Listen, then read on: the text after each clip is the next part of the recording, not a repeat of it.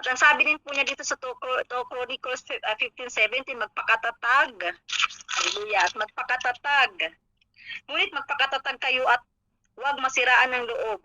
Gagantimpalaan kayo dahil sa inyong ginagawa. Di ba? May gantimpala si Lord sa lahat ng mga tapat. Lalo sa mga walang ibang inaasahan kundi siya lang talaga, no? At yun na nga sa 1 Thessalonica 5:7, kung may mga dagdag po kayong mga verses, pwede niyo pong idagdag yan. Ganyan pong ginagawa ko pag dinadagdag ko lang or may ako tinitake note kung ano yung pwede kong idagdag, ganon.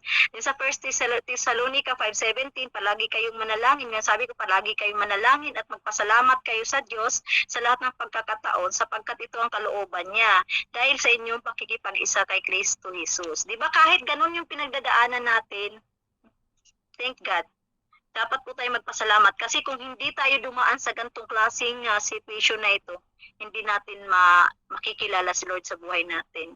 Kasi kung puro sabi nga kung okay ang buhay natin, hindi naman tayo talaga lalapit kay Lord eh.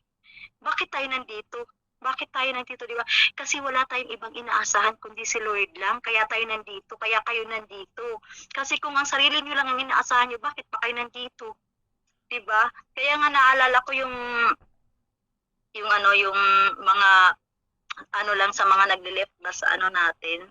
Sabi ko, hindi pa talaga nila time, hindi pa sila yung ni Lord, ay hindi pa talaga para sa kanila. Kasi kung talagang para sa kanila talaga to, kung talagang na nila, experience na nila yung ginawa ni Lord sa kanilang buhay, experience na nila yung ni Lord presence talaga, hindi sila mag-leave, di ba? Hindi sila aalis.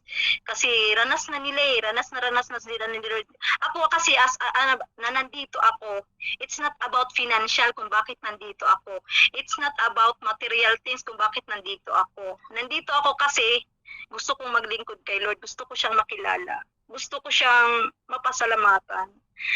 Yung parang, kasi nga sa kanya ako umaasa. 'Di ba, na kaya niyang ayusin ang buhay ko, kaya niyang baguhin yung buhay ko, lalo sa mga weaknesses na ito, like itong mga pag-uugali, 'di ba? Yung nandito kasi about yan sa yung kasi hindi naman lahat ganito, 'di ba, yung puso. At saka hindi lahat kayang magpakumbaba, 'di ba? Mapagmataas madalas, ma-pride, ganun. 'Di ba? Hindi lahat nagugutom manawaw sa katwiran kasi kontento na sila sa buhay nila dito sa mundo. 'Di ba? Kontento na sila sa kung ano meron sila dito sa mundo. Pero tayo hindi tayo ganoon kasi mas sinahanap pa rin natin yung totoong yung totoong buhay. Ano nga ba talaga yung totoong buhay? Yung totoong buhay na hiwala dito, kundi yung buhay na walang hanggan, di ba? Yun nga, yung mga spiritual na mga bagay yung kailangan natin. Kaya nga kay Lord tayo umaasa. So yun lamang po, at kapit lang po talaga tayo, kaya lagi lang po na magbasa ng Biblia, i-take note lang po kasi hindi po talaga lahat natin dito kasi ang oras din po natin, di ba? Hindi natin kayang anuhin talaga. Pero I hope na marami po tayong natutunan sa gabing ito at saka sa conclusion ko din po na kaya nga minamahal kong kapatid, magpakatatag kayo at huwag matinag. Magsipag kayo sa paglilingkod sa Panginoon dahil alam ninyong hindi masasayang ang inyong paghihirap para sa Kanya. Tandaan niyo po lagi yan, hindi po masasayang ang ating pagpupuyat dito sa BBS na ito. Yung pag-attend natin sa lahat ng gawain para sa Panginoon dahil lahat ito ay bayad na tandaan natin mga kapatid, nung paglintas pa lang sa atin ni Lord Jesus, di ba, nung tinanggap niya, kahit buhay natin kulang po nakabayaran, hindi po kayang bayaran yung ng buhay natin yung mga ginawa ni Lord sa atin. Talaga, sabi ko nga, Lord, sa papaanong paraan po ba kita mapapasalamatan? Sa papaanong paraan kita mapaglilingkuran? Kasi sobra-sobra na Sobra-sobra na yung ginawa mo sa akin. Sobra-sobra na. Yung hindi nagkulang ang Panginoon, tandaan nyo yan, hindi po siya nagkukulang. Huwag po tayong mag-focus sa sarili natin. Huwag po tayong mag-focus sa mga material na nasa paan natin. Kasabi natin, ganito lang sweldo natin, katulong lang tayo. Ano ngayon kung katulong lang tayo? Tandaan natin, katulong tayo ni Lord. Alam mo, dati, akala ko yung pagiging katulong ko, sabi ko, ba't ganun, Lord? Parang habang buhay na lang katulong. Pero sabi ko, parang pinalo sa akin ni Lord, huwag kang mag-alala. Dahil ngayon, katulong na kita. Katulong kita sa paghayag ng kanya, di ba? No, ang napakasarap pakinggan yung kung ano man yung ano nyo ngayon, like teacher ka, oh, di ba? Secretary ka, oh, secretary ka ni Lord. Kung ano yung mga ano natin position, may ano yan si Lord. Kung ano, kung bakit kanya linagay sa position mo na yan, di ba? Lahat yan, ano, gagamitin ni Lord yan for His glory. Kaya wala tayong dapat ano na magtapak ng kapwa nating kapwa-tao. Kami, hindi lahat katulong ako, hindi lahat kadama dito, pero I'm proud. I'm proud na hindi ako nakapagtapos sa pag-aaral kasi siguro kung nakapagtapos ako mayabang na siguro. Iba kasi ako na ko dati. But thanks God kasi hindi niya ako inalaw na maging ganon. Tapos ngayon, ganito lang situation ko kasi nakita ko naman ang kanyang paggalaw sa buhay ko dahil wala talaga akong inasahan kundi siya lang simula anong bata pa ako hanggang ngayon. Yun ang kinapitan ko na ano ni Lord, na sa Diyos lang talaga ako kumakapit at hindi sa sino man sa tao, sa paligid ko, hindi ako sa kanila, ano talaga, kahit basta always lang ako, ano kay Lord, naniniwala talaga ako na nandyan si Lord, na naniniwala ako kahit hindi ko siya nakikita, pero ramdam na ramdam ko ang presensya niya. So yun lamang po ata, pray first, ask for forgiveness kung paulit-ulit po kayo tayong kay Lord, din at magpasalamat lagi, dapat lagi tayong always in advance. Lord, thank you Lord, kahit hindi mo pa binibigay in advance, yes, no wait na mga ano natin, dagdag ko lang po yan at lagi magpuri sa Panginoon, yun ang gusto ni Lord. Yun ang gusto talaga ni Lord, no? Ganun lagi. So, before po ako mag-end, I want to sing this song po. Hallelujah. I want to sing this sa mga kapatid. Samahan niyo po ako. Samahan niyo po ako sa aking awitin. Hallelujah. Salamat Panginoon. Pasalamatan po natin ang Panginoon sa kanyang hallelujah.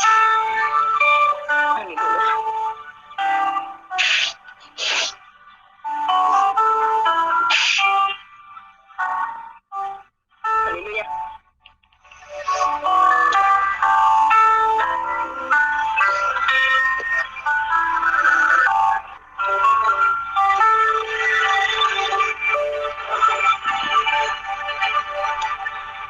Puso ko'y iyong sinisiyasan. Sabayan niyo po ako. Buhay ko'y iyong alam. Ang lahat kong lihim o yamin ay tiyak mo nga nalalaman. Yes, hallelujah, thank you Lord. Ang lahat ng aking ginagawa sa'yo ay hindi limit. Ang lahat ng lihim o yamin ay tiyak mo nga nababatid. Salamat Panginoon, kilala mo ako. Ang lahat ng bagay ay dilig sa'yo. Salamat Panginoon, tinutuwid mo ako. Ikaw lang ang may alam sa aking patutunguhan. Salamat sa iyo, Panginoon. Yes, thank you, Jesus. Thank you, Lord. Hallelujah. Salamat sa mga gantimpala na nakalaan para sa amin, Lord. Puso ko'y iyong sinisiyasat. Ang mga kapatid, gawin mo po itong panala. Buhay ko'y iyong alam. Ang lahat kong lihim o yamin ay tiyak mo ang nalalaman. Salamat Panginoon, kilala mo ako.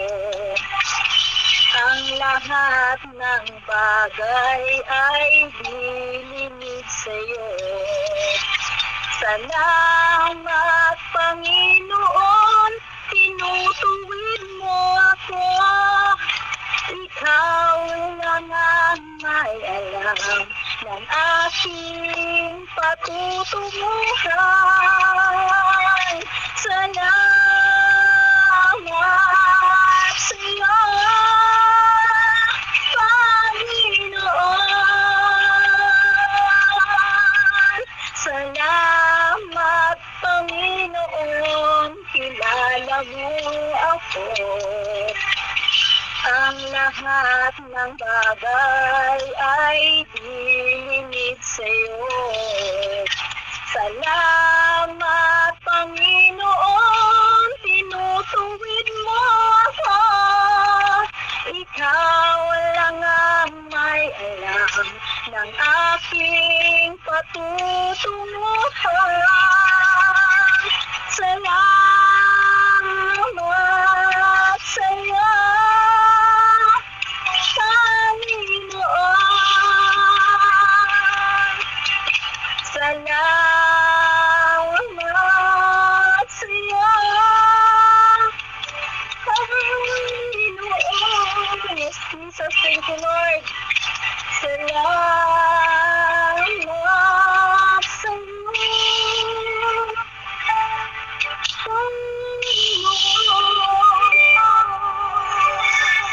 Yes, hallelujah. Jesus, salamat, Panginoon, dahil tinutuwid niyo po kami, Panginoon. Lord, maraming pong salamat sa iyong pagpapaalala sa amin, Panginoon. Kung sino ang mga mapapalad, Panginoon. Kung ano yung kaugalian na nais niyo hubugin sa bawat isa sa amin, Panginoon. Lord, maraming pong salamat. Naway, Panginoon, naway tulong